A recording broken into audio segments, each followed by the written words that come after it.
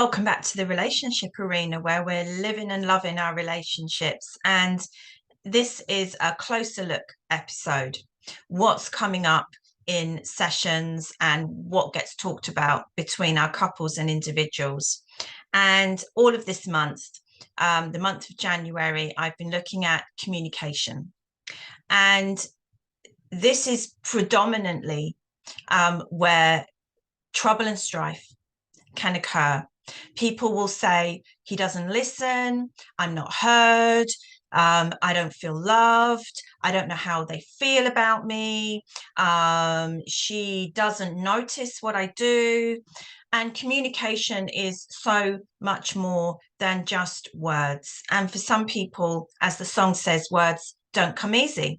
So helping couples to see that they might be trying to communicate with each other in ways that are going unnoticed, and helping them to notice how they each like to have that confirmation and validation in their relationship can be a game changer. Because your partner may have been happily carrying out what they thought were acts of validation, showing you that they're thinking about you and that they care about you, and you have completely missed the cues because that's not how you like to receive it, and it's not how you would do that in return. So you think that they're not interested, and it could be the complete opposite. So it's a bit of a cliche word, I think, but love language. But that's kind of what we call it. And we see that there are a number of different ways that somebody can demonstrate those particular languages. So not everybody likes to show their love for somebody in the same way, and not everyone likes to receive it, and the two can be different. How you want to show your love to somebody might not be how you want to be shown as well. So if we look at the official set, we've got words of affirmation. That is the words: I love you, I care about you, I'm thinking about you, you're important to me.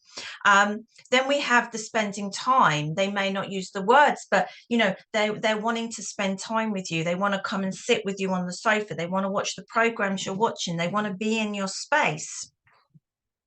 Perhaps it's about gifts. Maybe gifts are their thing. Maybe it's your thing, and doesn't have to be expensive gifts.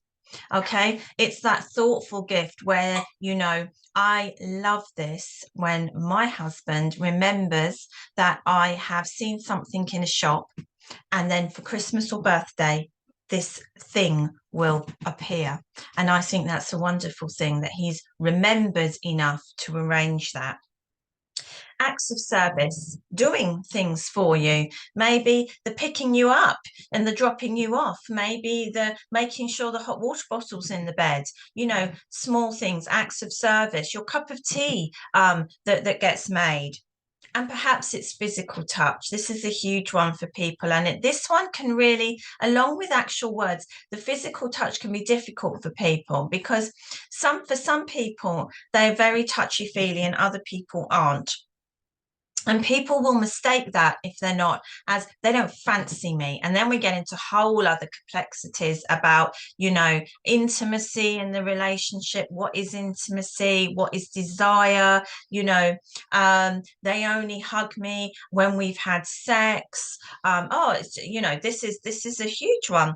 But for some people, it's that important. It's that hug at the beginning of the end of the day. You might notice that they touch your shoulder. They might want to sit with you, and they might want to have that physical connection. They might want to hold hands. They might not. They might feel different in public to how they do in private.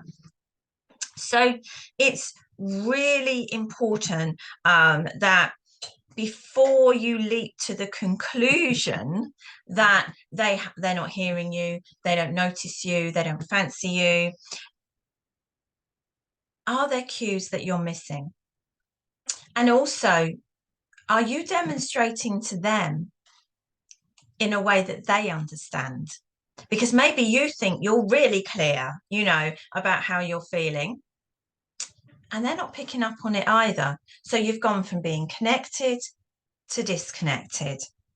So helping clients to see, it's an observation exercise, it's a mindfulness exercise, it's a being in the present exercise, it's a communication, it's a, can you tell me what you enjoy? Do you know that when I make that cup of tea, that's because I think about you? Do you know that when you don't tell me that you love me, I feel insecure? Oh, you thought that by giving me a hug and making that cup of tea, I'd know. I get that a lot. They know I love them. Do they? Do they really? Maybe they did, but sometimes we like to hear it a little bit more. So giving and receiving validation, feeling loved, feeling wanted is complicated. Communication breakdown is one of the key things that where people end up in my therapy space. But communication is so much more than conversation. But we have to get the conversation going in order to notice. So words of affirmation, quality time, receiving of gifts, acts of service, physical touch. Which ones of those are on your list? And which ones are your partners demonstrating that you've missed? I'll see you again here soon in the relationship arena where we talk all things relationships. And don't forget to like and subscribe. And if you have a topic about relationships that you would like covered, then why not drop me a note? Bright blessings. Take care. Bye-bye.